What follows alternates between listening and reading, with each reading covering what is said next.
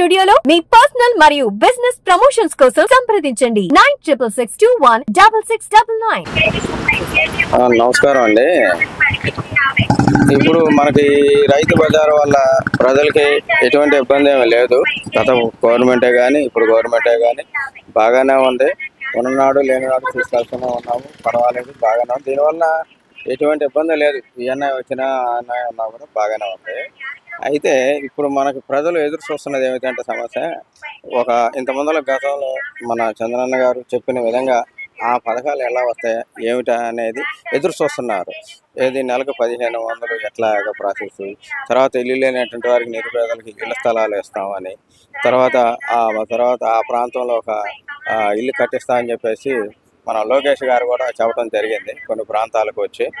వాటి కోసం ముందు ఈ చంద్రన్న గారు చెప్పిన విధానాలు ఆ పథకాల గురించి ఆలోచనలో ఎదురు చూస్తూ ఉన్నారు ప్రజలు. ఇక్కడ వరకు ఈ నియోజకవర్గంలో కొన్ని మంది చూస్తూ ఉన్నారు. కొంతమంది వచ్చారు, లోకేష్ గారు బాగానే ఉంది. ఇప్పుడేగా ఒక 6 నెలలుగా అయింది అన్న వచ్చి చేస్తారు, బాగానే చేస్తారు. ఇప్పుడు కాదు, గత చంద్రన్న గారు అయ్యా నుంచి ఆంధ్రప్రదేశ్ చాలా బాగా ఉంటుంది, తీర్చిదిద్దుతారు. దాంట్లో ఎటువంటి సందేహం లేదు. కాస్త లేట్ అయితే ప్రజలు కాస్త ఓర్పుగా ఆలోచించి అవగాహన చేసుకుంటే బాగుంటుంది. ఇప్పుడు ఇక్కడ మనకు రైతు బజార్ గురించి ఎటువంటి ఇబ్బంది ఏమీ లేదు. అప్పుడు కానీ ఇప్పుడు కానీ బాగానే ఉంది. ధరలో రూపాయి ఎక్కువ తక్కువ కామన్, అది మార్కెట్. ఇప్పుడు మనకు ప్రజలకు కావాల్సిన విధానాలు దీనికోసం ఎదురు చూస్తూ ఉన్నారు. ఏది ఇప్పుడు చెప్పారు చూశారు, ఫ్రీ బస్సు ఒకటి, తర్వాత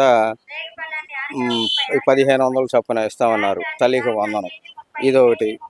ఈ ఇళ్ల స్థలాల కోసం ఈ ఎంపర్లాట్తో ఎదురు చూస్తామన్నారు. ముఖ్యంగా అది మ్యాటర్. అంటే అప్పుడుకి ఇప్పటికి ఏమిటంటే ఆ అన్నయ్య వచ్చాక పథకాలు పెడడం మూలంగా ధరలు అన్నీ పెరిగిపోయినాయి. నాకు తెలిసింది ఏంటంటే గత చంద్రబాబు నాయుడు గారు ఉన్నప్పుడు రాష్ట్ర అభివృద్ధి బ్రహ్మాండంగా ఉంది. ప్రజలకు డబ్బులు కావాలి, ఇవన్నీ ఎవరు చూస్తున్నారు? చూస్తలే. నిత్యావసరాల ధరలు కంట్రోల్లో ఉన్నాయి. జగనన్న వచ్చిన తర్వాత బాగా పెరిగిపోయాను. అన్ని పథకాలు పెట్టాడు అనేక రకాలుగా. మళ్ళీ ఈ ప్రజల మీద భారం పడతామని తప్పదుగా. మరి ఎవరి జబ్బులు ఎవరు వస్తారు, ఎవరెవరు కదా జరుగుతున్న విధానం అది. సరే, ఇప్పుడు ముఖ్యంగా కావాల్సింది మన రాష్ట్రం అభివృద్ధి కావాలి. అభివృద్ధి అంటే ఏమిటి? రోడ్ల విధానం. ఇప్పుడు ఛార్జీలు కూడా నేను గమనించింది ఏంటంటే చంద్రబాబు నాయుడు గారు వచ్చిన తర్వాత బస్ ఛార్జీలు 30 రూపాయలు పెరిగినాయి, ఎక్స్ప్రెస్లకి, నాన్ స్టాపులు. నేను ఒక 70, 80, 100, 150 కిలోమీటర్లు జర్నీ చేస్తాను. కొన్ని రూట్లు అస్సలు బాగోలేదు. నేనే కాదు, అనేక ప్రజలు చాలా ఇబ్బంది పడుతున్నారు. వెహికల్ చేసుకోకుండా కారుల వల్ల కానీ చాలా బాధగా ఉంది.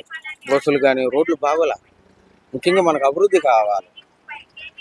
మరి అదంతా వీళ్ళ చేతులు. ఇప్పుడే స్టార్టింగ్ చేస్తారని నమ్మకం, ఆశిస్తూ ఉన్నాం అందరం. అనేక రకాలుగా అభివృద్ధి కావాలి అని కోరుకుంటున్నాం. మన రాజధాని పరిధి కానీ ఇప్పుడే స్టార్టింగ్ చేస్తారని నమ్మకం ఉంది, ఆశిస్తున్నాం, ఎదురు చూస్తున్నాం.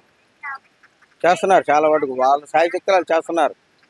కాస్త లేట్ అయితే కొద్దిగా అది గ్రహం చేస్తాం. ఎందుకంటే ఒక పని కాదు కదా, వాళ్ళకి ఎన్నో ఉంటాయి, రకరకాలుగా చూసుకోవాలి, ఎంతమందిని చూసుకోవాలి.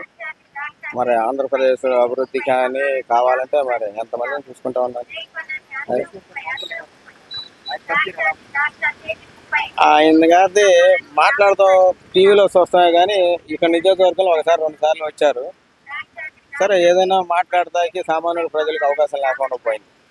కాస్త ఇప్పుడు మీరు మాట్లాడుతున్నారు, మీరు అడుగుతున్నారు కదా, ఇదే విధంగా ఆయన గారి దగ్గర కూడా కొంతమందిని సామాన్యుడు ప్రజల్ని, బాటసారులని, ఏనా మీ దేవుడు ఏమైనా బయోడాక్ తెలుసుకొని ఇక్కడ ఎట్లా ఉంది, మీకు ఏం కావాలి, మీ సమస్య ఏంటి అనేది మాకు అనుమతిస్తే అప్పుడు సార్ మాకు ఇదండి ఇట్లా ఉంది, మా ప్రాంతం అభివృద్ధికి ఎట్లా కావాలని చేస్తూ ఉన్నారు. నేనేమంటున్నానంటే ఇప్పుడు నేను కూడా వెళ్ళి మాట్లాడదాం, కలుద్దాం, చెప్పుకుందాం చూశాను. ఆ యొక్క ప్రాంతంలో వెళ్ళి, నేనుండేది ఆ ప్రాంతంలోనే, కాకపోతే అవకాశం లేకుండా పోయింది. మాకు కలవటానికి, చెప్పుకోవటానికి ఆస్కారం లేకుండా పోయింది. చూస్తున్నాం, మనిషిని దూరం నుంచి చూస్తున్నాం.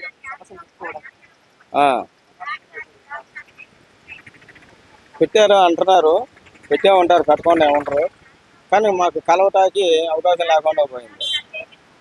ఇప్పటి వరకు ప్రభుత్వం బాగానే ఉంది. ఇంకా ముందు కూడా బాగుంటుందని ఆశిస్తున్నాం. బాగానే ఉంటుంది, దాంట్లో సందేహం లేదు. ప్రజలకు ఇప్పుడు నిత్యావసరాల ధరలు బాగా పెరిగిపోయాయి. ఇప్పుడేం పెరగలేదు పెద్దగా, ఒక్క ఆయిల్ మాత్రం బాగా పెరిగిపోయింది. దాని మీద ప్రజలు పోరాటం చేస్తున్నారు. ఏంటి పెరిగిపోయింది, ఎట్లా పెరిగిపోయింది అని. ఒక్క నూనె మీదే ఎక్కువగా కాన్సెప్ట్ చూస్తున్నారు. ధాన్యం కూడా కొద్దిగా ధరలు పెరిగాయి, కానీ తినాలి తప్పదుగా.